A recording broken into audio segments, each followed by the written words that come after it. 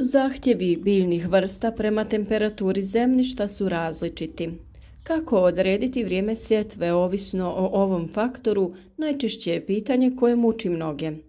Upravo to je tema današnjeg videa, sa kojim će, vjerujem, mnoge stvari vezane za ovu temu biti jasnije svim početnicima ili onima koji traže način da njihov posao bude što uspješniji.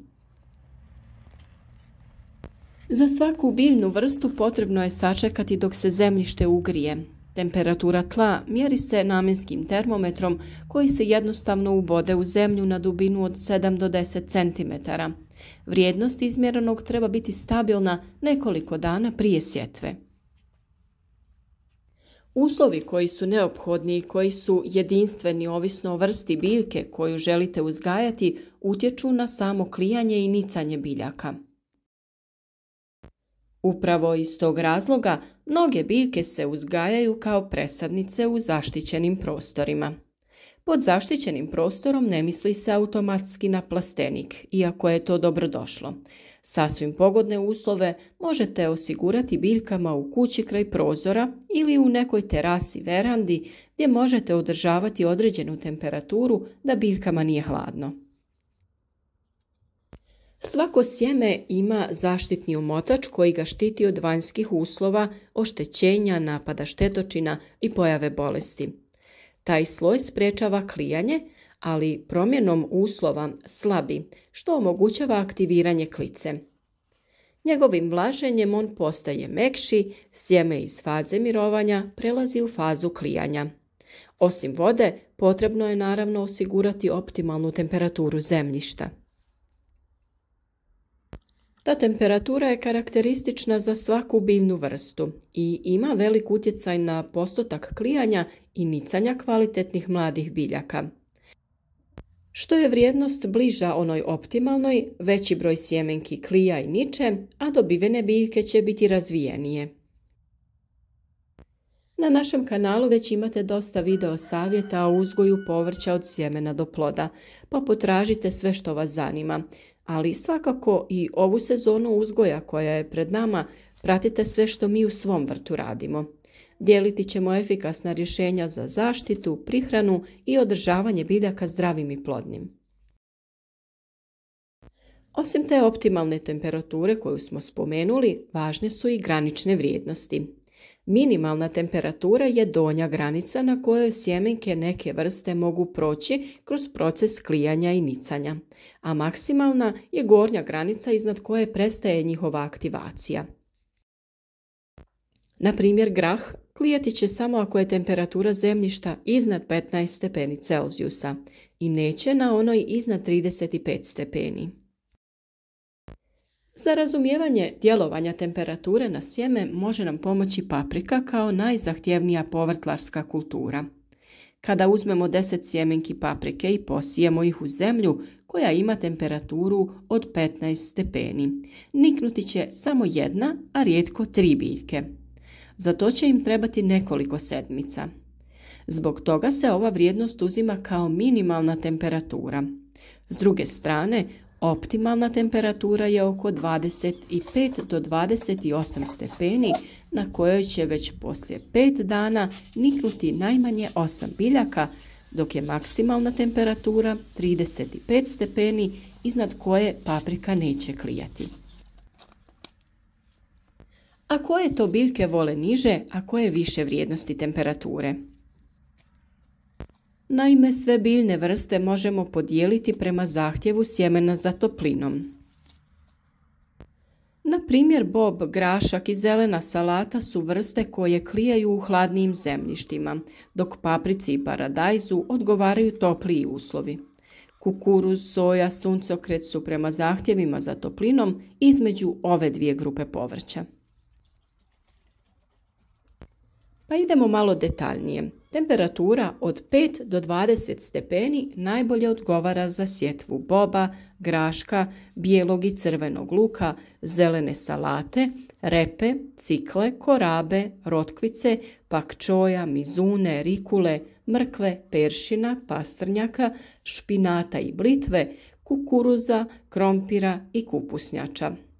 Važno je napomenuti da kupusnjače, krompir i repa siju se u nešto hladniju zemlju, ali da bi se bolje razvijale i rasle, potrebne su im više temperature. Tu su onda kulture koje vole toplo zemljište, zagrijano na 20 do 30 stepeni. To su paprika, paradajz, patliđan, krastavci, grah, mahune, tikvice, tikve, kadulja, dinja, korijandar i kopar. I većinu njih iz tog razloga uzgajamo iz presadnica. Krastavac, tikve, dinje, grah, mahune, kopar možemo sijati direktno u zemlju kada se zemljište dovoljno ugrije. Ovisno od vremenskih uslova, sjetva na otvorenom se u kontinentalnom području može obavljati već od kraja aprila, dok se na jugu sjetva toploljubivih kultura obavlja i do mjesec dana ranije. Važno je znati da većinu tih biljaka možete uzgojiti iz presadnica, pa dosta ranije presaditi u baštu i imati raniju berbu. Grašak, bob, kupusnjače puno brže će napredovati ukoliko se uzgoje kao presadnice. S druge strane, korijenasto povrće je rizično jer bi moglo biti nepravilnog oblika ako se pravilno ne presadi, pa je ipak bolje sijati direktno u zemlju kada se ostvare povoljni uslovi. Isto tako, krastavac, tikvice, lubenice i dinje mogu se uzgojiti kao presadnice, jer će tako ranije dospjeti za berbu, jer se tek krajem aprila mogu sijati direktno u tlo.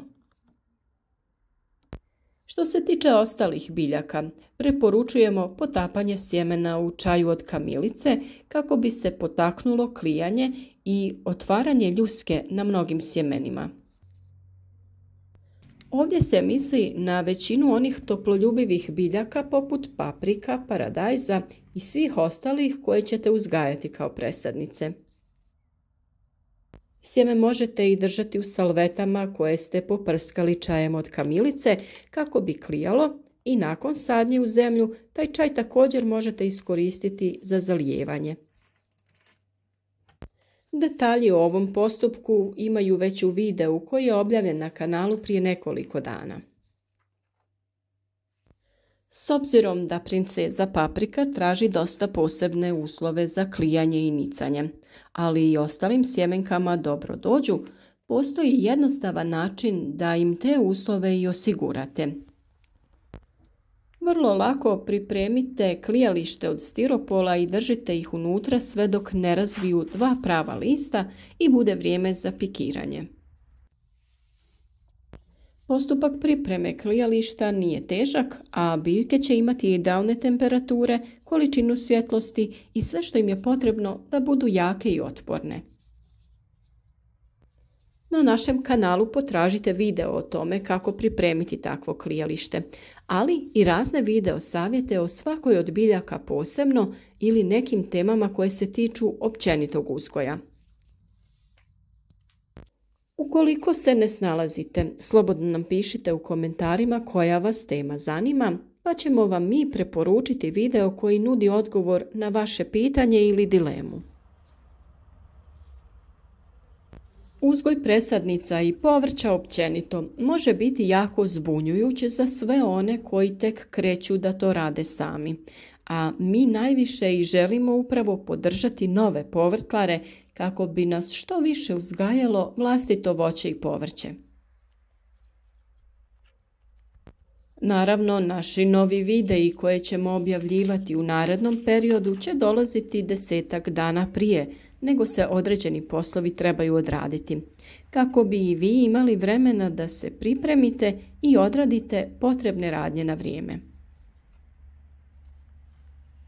Nadamo se da ćete nam pisati u komentarima od kuda nas pratite i koji se radovi trenutno obavljaju u vašem dijelu svijeta. Dijelite vaša iskustva sa nama i naravno sa drugim ljudima koji sami žele uzgajati zdravo voće i povrće. A za kraj, kao i uvijek, budite naša podrška. Ostavite like ispod videa i podijelite ga sa prijateljima na društvenim mrežama ukoliko vam je bio koristan i želite ove savjete podijeliti sa drugima.